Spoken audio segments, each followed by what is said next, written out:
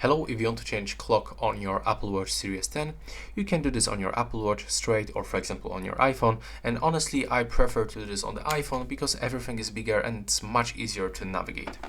So you will have to open the watch application on your iPhone or iPad, and you will have to click on the My Watch in the left bottom corner, and you will have to switch to the face gallery. And as you can see right here, you can find the different clock styles. So you can just search right here and pick this one that fits you the best. We've got some kind of the flux animation, the standard clock, the infograph.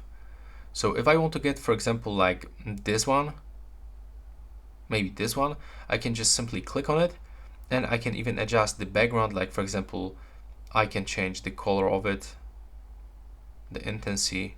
As you can see, we can adjust here a lot of things.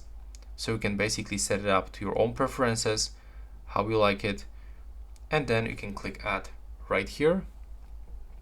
And now after a few seconds you can find out that your watch face has changed, and that's how it looks. So that will be all, and thanks for watching.